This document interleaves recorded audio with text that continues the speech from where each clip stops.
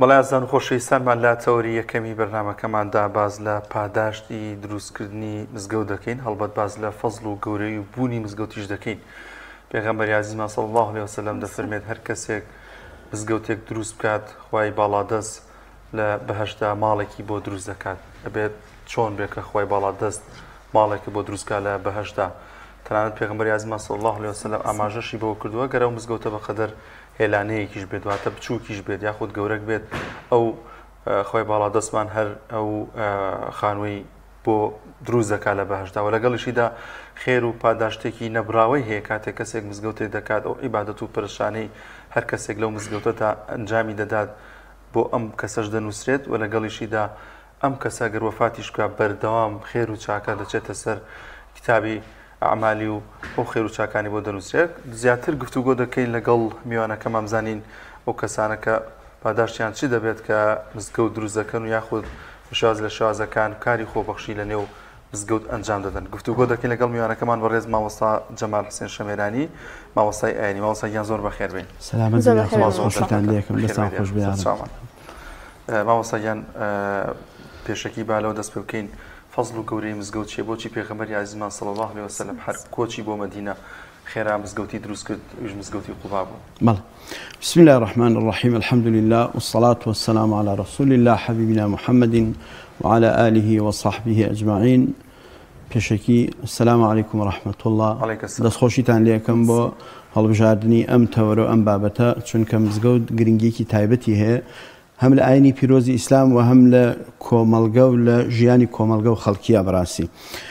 مزگەوت ماڵی خۆی پەروەردگارە. خۆی پەروەردگار لە قورئانی پیرۆزە ئەفەرمێ وأن المساجد لله فلا تدعوا مع الله أحدا. هەموو کەسێ مزگەوت بە ماڵی خۆی ئەزانێ، بۆ چونکە خوای هەموویە و هەر فکرێکی هەبێ هەر شێوازێک بێ مزگەوت بە ماڵی خۆی ئەزانێ، بۆیە ڕوەکاتە مزگەوت لەوێ نزا و پاڕانەوە و دەردەدڵی خۆی لە مزگەوتە ئەکا. و لە ئاینی پیرۆزی ئیسلامە مزگەوت پێگەیەکی گرنگی هەیە بەڕاستی، چونکە خوای پەروەردگار لە سەرزەویە ئەبێ شوێنێکدا بنێ بۆی کەوا خەڵکی کۆ ببنەوە، لەوێ ڕووی تێکەن و داوای لێ بکەن و پاڕێنەوە. هەموو کەسێک لەم سەرزەویە شوێنێکی هەیە، قیبلەگایەکی هەیە کەوا ڕوو ئەکاتە ئەو شوێنە، جائیتە شەرق بێ غەرب بێ، هەرێکێکە بینی کەوا شوێنێکی کردۆ بە ماوای خۆی. ئینسانی موسڵمان ئەبێ یەک شوێنی هەبێ کە ئەویش چییە؟ مزگەوتە، کە ئەویش ماڵی خوای پەروەردگارە ڕووی لێ ئەکا. بۆیە خوای گەورە کەعبەی پیرۆز بە مزگەوت ناو ئەبا،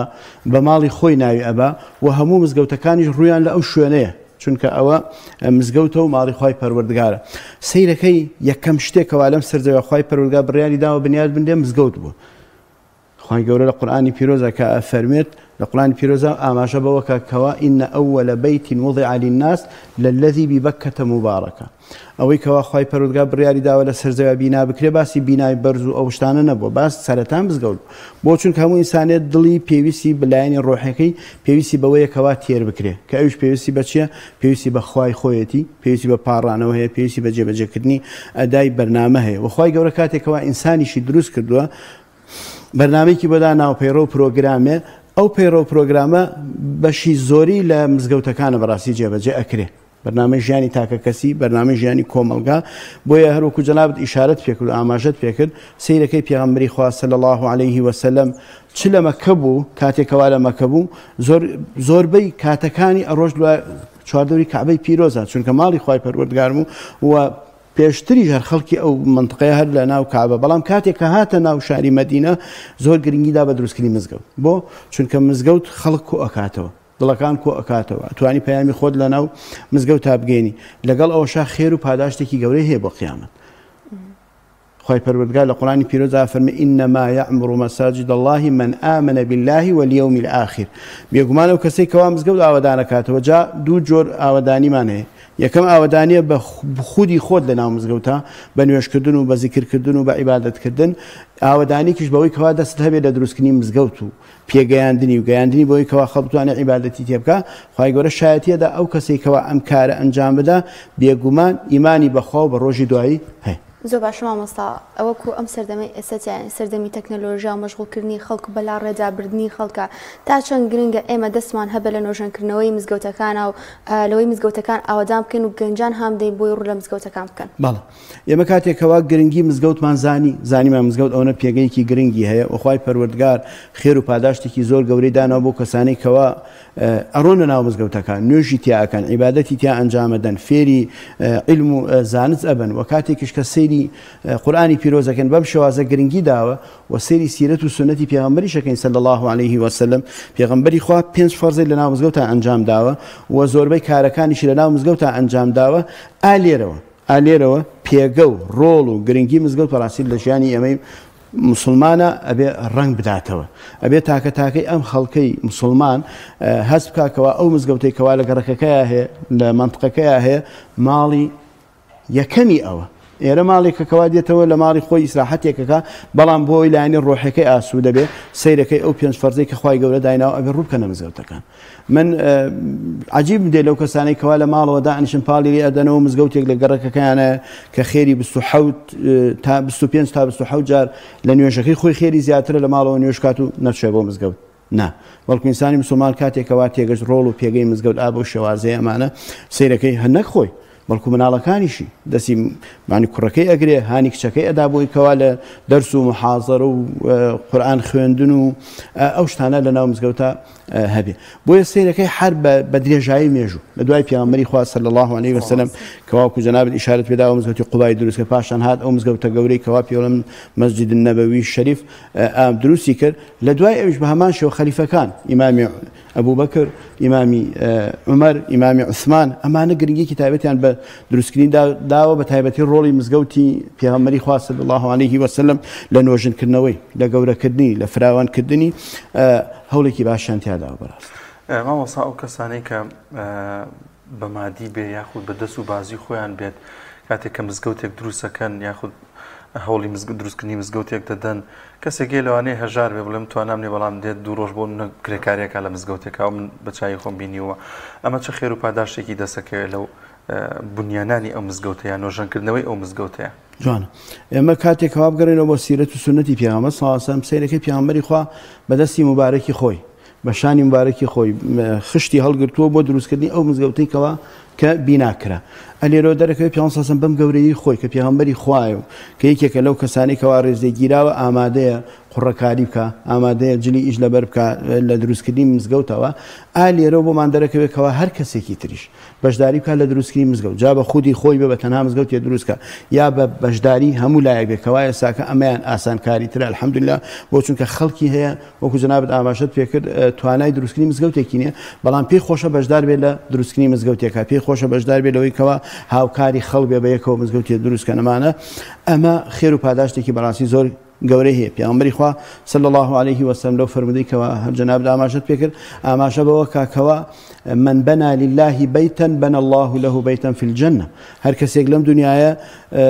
لە دروستکردنی مزگەوتێکا بەشدار بێت جا بە خۆی بێ یاوەکو بە یەکەوە هاوکارمانە ئیلا خوای پەروەردگار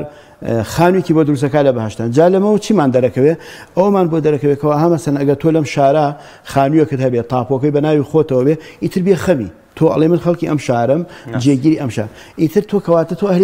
ئەهلی بەهەشتی کە بەن الله له بەیتەن فی تۆ خانوویەکەت هەبێت لە بەهەشتا کەواتە هەر ئینسان کە چووە ئەو دی و مرد یەکسە بە خانووی خۆی هەیە ماڵی خۆی هەیە یعنی بێگومانە لەوەی کەوا ئینشاءالله ئەهلی بەهەشتە بۆیە خێر و پادە هەتا لە فەرمودەیەکی ترە پێغەمبەر صلی الله علیه و سلم فەرمێ وەلەو کانە ئەگەر بە قەدەر هێلانە قەتەیەکیش بێ قەتەیە و تەیرەیەکەوا لە کەو بچووکترە بە قەدەر پۆڕێک بچووکترە ئەفەرمی ئەگە بە قەدەر ئەوەش بێ ئەو مزگەوتە مادەم بۆ خوا دروستکرابێت و بۆ ئەو دروستکرابێتەوە جێگە و عیبادەت و بەندایەتی بکرێ بۆ خوای پەروەردگارتەیە هەمان ئەو خێر و پاداشتەی گەورەی تیا کرد کەواتە مزگەوت بەڕێزان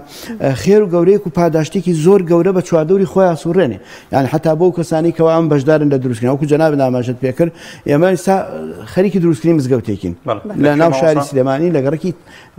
کانی سپیکە ناوی مزگەوتی تەبای سەیرەکەی الحەمدولله ئەو خەڵکە ئەوەندە بە پەرۆشە لە دروستکردنی مزگەوتە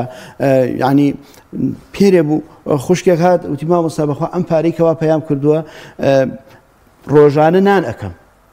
بەیانی ساعت 4 بەیانی چوومەتە دەرەوە نانم کردووە ئەم پارەم هەڵگرتووە زۆریش دڵم پێی خۆشە چونکە ئارەقی نێوچوانی خۆم و زەحمەتی خۆم پێیان کردووەمانە بەڵام کەوتویانە ئەم مزگەوتە دروستەکەم تومە خوای ئەمە ئەدەم بە تۆ خوای تۆ زۆر شتت بۆ من کردووە منیش با بەشدار بم لە ئیشێکی تۆوە کە ئەویش دروستنی مزگەوت يعني بەڕاستی ئەوە نیشانەی چیە نیشانەی یەکەم ئیمانە دووەم الحەمدولillah لە مامۆستایان و لە بەرنامەکانم شێوازانە کە بیسویانە دروستکردنی مزگەوت ئەوەندە خێری هەیە ئەوەندە پاداشتی هەیە ئامادەیەکەوە ئەو پارەیکەوە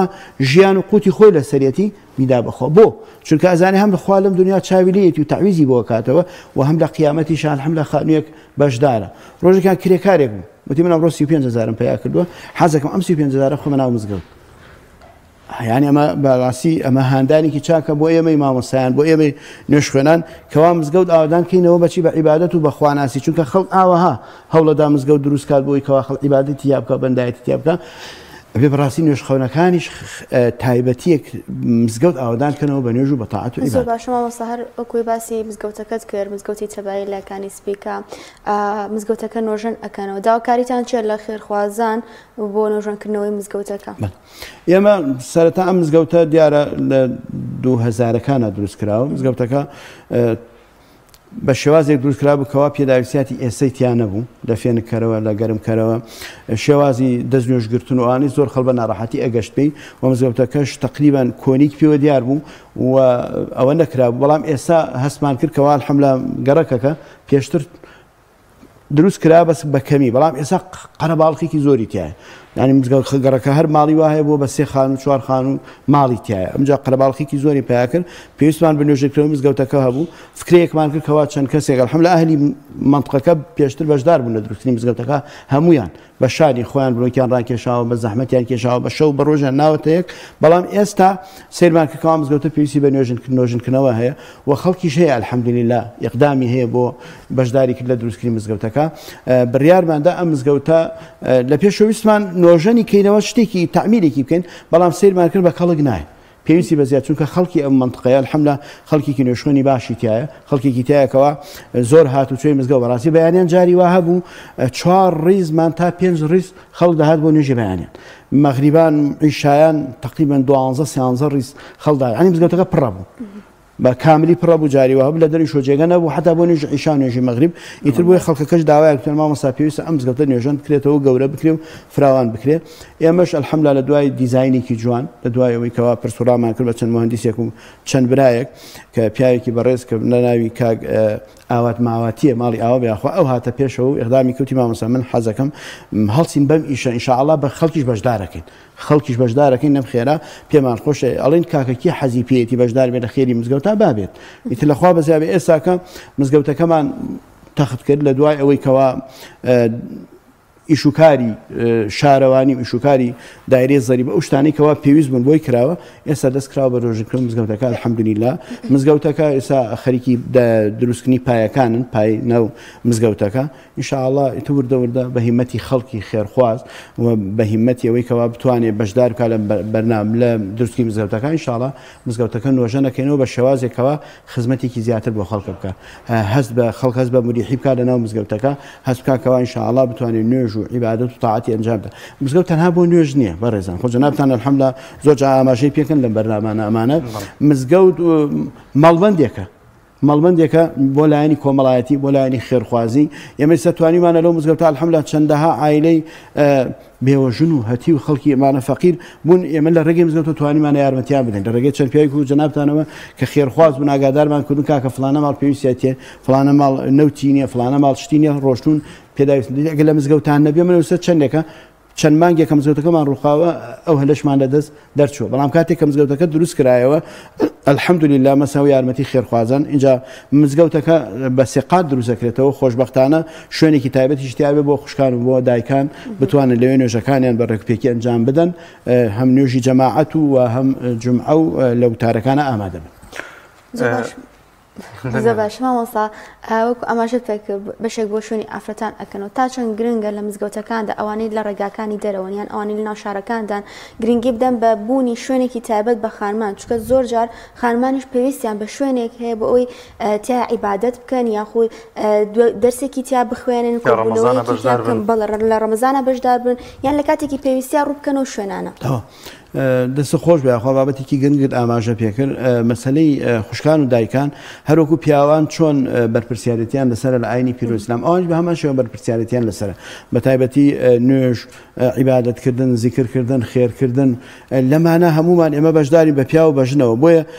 سەیرەکەی پێغەمبەری خوا صلی الله علیه و سلم لە کاتی خۆی کەوا بنیاتی ئەو مزگەوتەی پیرۆزی خۆینا يعني شوێنی بۆ ئافرەتان دیاری کرد يعني ئاگاداریکردن کەوا ئەبێ ئەوان نوێژەکانە ئامادە بن 5 فەرزە حتا لە فەرمودەی وا هاتووە فەرمێت پیامبەر صلی الله علیه و سلم جاری وا هەیە لە نوێژی بەیانیا کە گوێی بە گریانی مناڵێکەوە بوو لە ماڵەکانە لە چواردەورە نوێژەکەی کورتە کردەوەی نەوەکو دایکەکەی لێرە بێ لە دوای ئێمە وەسابێ با بڕات بەیانی بەو تاریکە سەلاتە بێت بۆ نوێژی بەیانی يعني هەر لێوەتر گرنگی هاتنانی دایکان و خوشکان و ژنان گرنگی تایبەتی پێ دراوە بۆ هاتنیان بۆ مزگەوت پیامبەر صلی الله علیه و سلم فەرموویەتی منعی ئافرەتان مەکەن منعی ژنان مەکەن لە هاتن بۆ مزگەوت چونکە ئەوانش فێریان پێویستیان بەوەیە فێری دین بن فێری دینداری بن فێری ئەخلاق و فێری ڕۆژ بن گویان بەوتە بۆیە ضرورە الحەمدولله ئێستا خۆشبەختانە ئەو مزگەوتانەی کەوا ئەکرێتەوە زۆربەی مزگەوتەکان ئێستا شوێنی تایبەت بە ئافرەتان و ژنان دائەندێتە وتاری تایبەتیانە بێ لە هەفتانە گوێبیستی بەرنامەکانی مزگەوت و نەسیحەت و ئامۆژگاری و وتارەکانە بن بۆیە وەکو گرنگە بەڕاستی لە هەموو مزگەوتێکە شوێنی تایبەت بە ئافرەتان هەر لەناو ئەو مزگەوتە هەبێ حتا پیامبەر لە کاتی خۆیان پیا و ژن هەر لەناو ئەو مزگەوتان نوێژیان کرد ینی بۆ نمونە ڕیزی یەکەم زیاتر ئەوانەی کە لە ئەو پیا بوون پاشان مناڵ ئەوجا ئافرەتان هەر لەناو مزگەوتەکە پەردە نەبووە لە بەینە ئەمانە ئێستا پەردە هەبێت و شوێنێکی تایبەتیان بەڵ لەو کاتە نەبووە بە هیچ شێوازێک بۆی پیامبەر صلی الله علیه و سلم زۆر ڕۆشن فکرانە مامەڵەی کردووە لەگەڵ چینی ئافرەتانە بەدەمی کێشەکانیانەوە بووە بەدەمی گرفتەکانیانەوە بووە قسەی لەگەڵا کردوون بە چووە بۆ ماڵیان کێشەکانی بۆ حەل کردوونەوەنە ئێستاش الحەمدولله خۆشبەختانە لە مزگەوتانەی کەوا نوێ ئەکرێنەوە تازە کرێنەوە و یەکێکیش لەوانە ئەو مزگەوتەی ئێمە مزگەوتی تەبایی شوێنی تایبەتی تایە بە خوشکان و بە ئافرەتان انشاءالله مامۆستا خێر و پاداشی دروستکردنی مزگەوت ئەبێتە سەدەقەی جاریە بەڵێ دەست خۆش بە دیارە پێغەمبەری خوا صلی الله علیه و سلم لە فەرمودەیە کە ئاماژە بەو کاکەوە ئینسان مرد لە دوای خۆی لە سێ ڕێگاوە خێر و سەدەقەی بۆ ئەڕوا یەکێک لەوانە سەدەقەتون جاریە یا سەدەقەتەن جاری ئەو کەوا سەدەقەیەکی جاری یا علمێک لە دوای خۆی بەجێ هێشت بێ یا مناڵێکی ساڵح لە دوای خۆی دوعا بۆ دایک و بای جایەکێک لەوانە سەدەقەی جاریە مزگەوت سەدەقەیەکی جاریە لەو ڕۆژەی کەوا مزگەوتەکە بنیاد ئەندێ نوێژ و تاعەت و عیبادەتی تیا ئەنجامە دێ قورئانی تیا خوێنێ زیکری تیا کرێ نەسیحەتی تیا کرێ ئەوەی کەوا بەشداری کردبێت بە دانانی بلۆکێک لە بەرنامەی گوێم لێ بوو ئاسیان کەوتیان یەک ئافرەت یەک بلۆکی هێناوە لە مزگەوتێکی تر دیار حەزەکەم یەک بلۆکی منی تیاابێ ئەم مزگەوتە بە لە قیامەتا بڵم خوای یا منیش بەشداریم کرد لە دروستکردنی ئەو مزگەوت هەر ئەوەندەشم هەیە هەر ئەوەندەشم هەیە جا بۆیە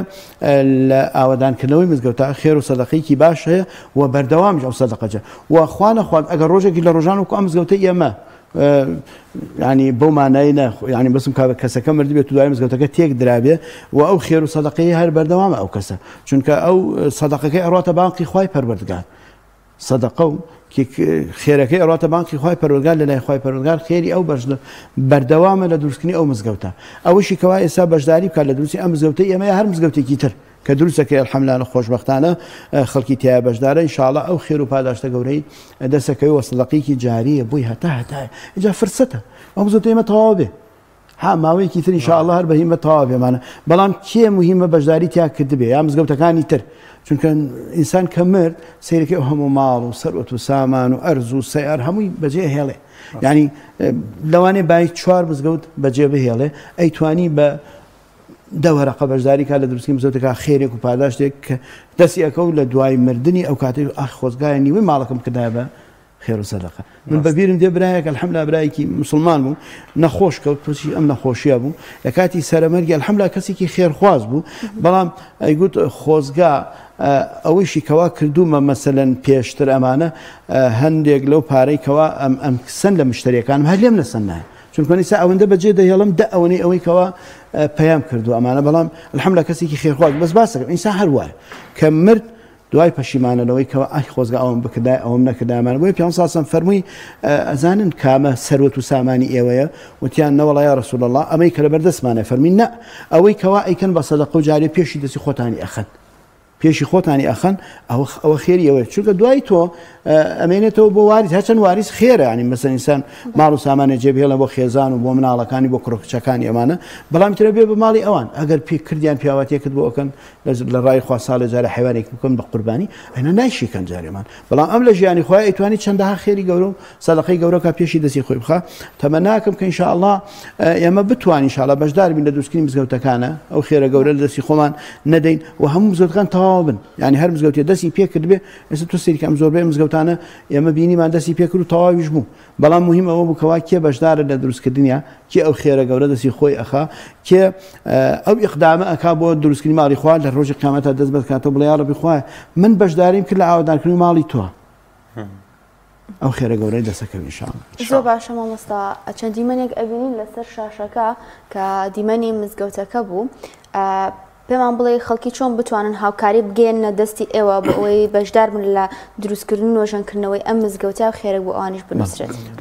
ماوەسە ناونیشانە شتێک ئابووی کە ئینشاءالله خێرخوازە مزگەوتەکەی ئێمە لە گەڕێکی کانیسپیکەیە لە شاری سلێمانی لە گەڕێکی کانیسپیکە نزیک هەواری شار مزگەوتی تەبایی